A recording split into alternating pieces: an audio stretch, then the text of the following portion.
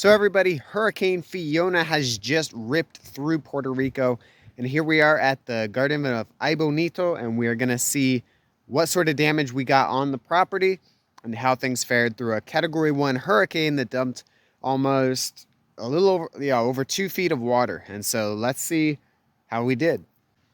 So right away, we're at our entranceway.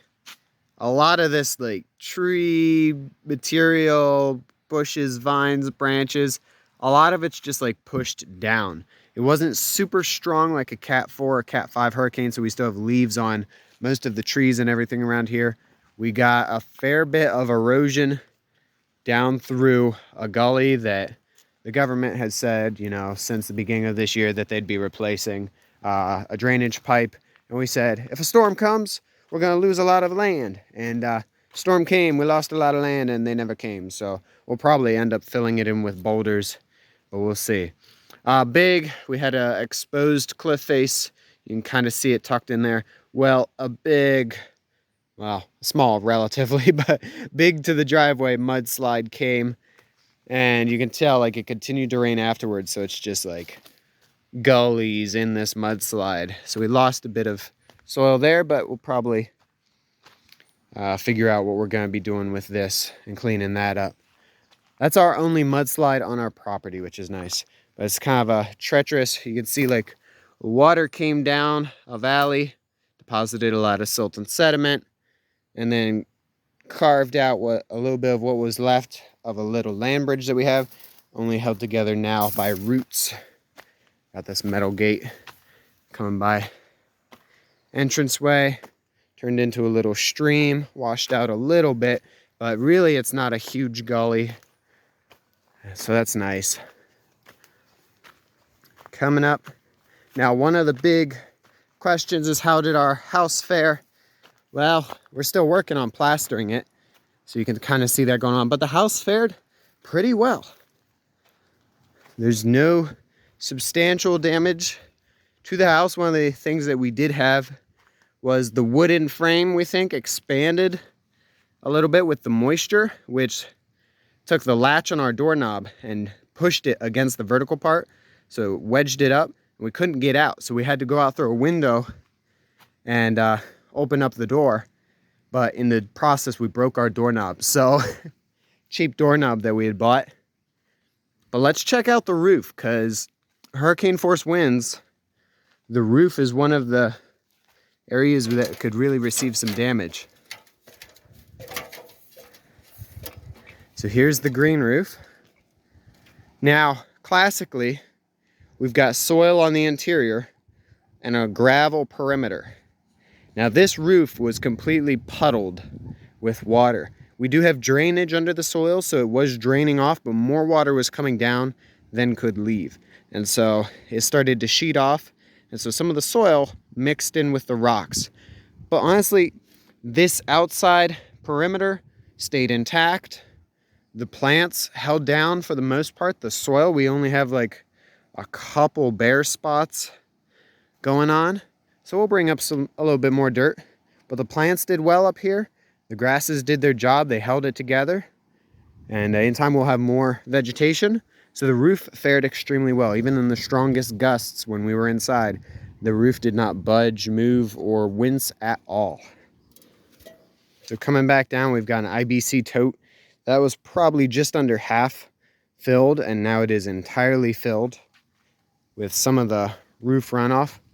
We had a little bit of a, see if it focuses, there it goes, a garden going on over here, a little bit of one, and this tree got weighed down, some branches bent over. We had a couple plants in here that didn't like the wind, so we have a moringa here. It got bent over. I'll have to stand that guy up. Spinach on a pole trellis that blew over. Again, this is all super mild damage. Otherwise, this sheet metal was here to see. We've got more sheet metal higher up collecting rainwater, and I was watching this one as a test. If it started to move a lot, then I'd go do extra securing on the other sheet metal that we have. But the first flat here that we live on, we cooked pancakes this morning with biogas just one full day after the storm. And so No issues not getting propane, not getting cooking gas here because we generated on site. Everything here is looking well. During the storm, runoff comes down these stairs that we've got, and it comes off of this first flat, comes this way, channels sideways, and fills up a small pond here, and then overflows, fills up another one, and then goes off down the hill. And so we're always looking to slow the runoff so that we're not getting fast torrents of water, fast mudslides. Now we hit saturation point. You can tell how fast like water soaks in. This was full yesterday.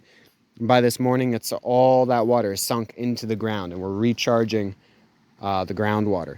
And so this doesn't really work as a pond. It works as a sink, and it slows the water, and then it goes off through grasses. It doesn't go its old path, which was right down this trail, quickly down to the road and eroding and causing more damage.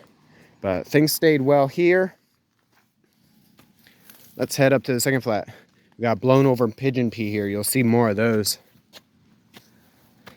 There's a blown over pigeon pea. Pigeon pea, if you're unfamiliar, it's this legume crop that produces bean pods that grows into a tall bush. And these were tall bushes on like one thin stem. And so they blew over. We might end up cutting them back, standing them up and packing them in, and then they'll resprout. They live for a good couple years. This one kind of stood up, but it's also kind of small. All of our little trees, here's a pomelo. All of our little trees did perfectly fine. We have not found a single little tree that received damage, but they're small enough, so that makes sense. Blown over pigeon peas. More blown over pigeon peas. Here's a Glircidia. Tree lost some leaves, but that's about it.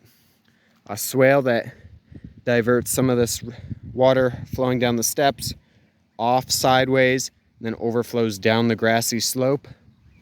So again, preventing rapid runoff of water coming down this slope. Let's see what the second flat looks like.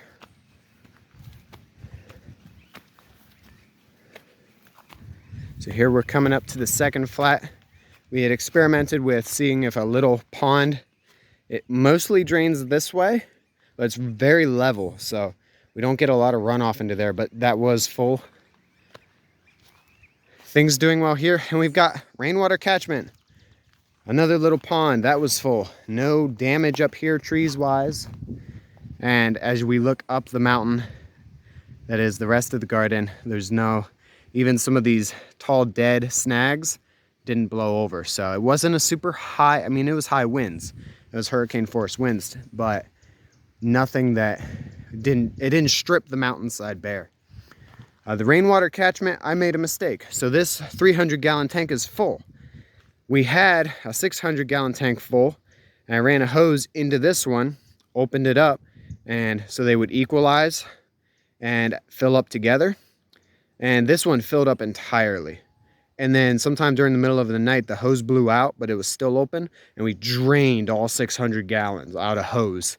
And so then towards the end of the storm, you know, it's not as windy. We've got some metal panels up there that channel rainwater into a strapped up gutter, channels down into our 600-gallon tank. We probably got like a quarter to a third of it filled up again.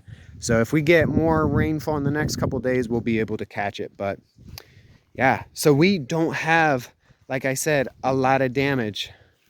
We held together pretty well. Down our street though, across Puerto Rico, a lot of people are out of power. There's mudslides all over. There's flooding going on in the south and especially off to the west. So our systems, our resilience held us together, and being in the mountains, we're far more sheltered, and we can't flood here. Down in the valley, you know, where the creek goes through in the valley, that was massive, just a torrent of water over a concrete bridge. Some bridges have washed out nearby, and we almost lost the road that was going into our property just because, you know, there used to be trees in a valley. Well, the trees in the valley slid down in a mudslide just a couple of feet away from the road, almost took out the road with it. So it was a bad storm. Puerto Rico did not fare too well. It's going to be a while until everything is entirely back to normal. And when it is, we'll have to see what the state of things is. But for our property, my wife and I, we are safe and fine. Our neighbors safe and fine. They're without electricity. So we've got our solar panels and our battery system down, helping charge up cellular devices, computers, whatever needs to be charged up. But we're not charging up a fridge. We don't have that big of a system yet. And so, but we're doing well. We are safe. Thank you everybody for your prayers, your concern, and reaching out to us. Thank you very much. Look forward to seeing you guys in upcoming videos. Frenchie.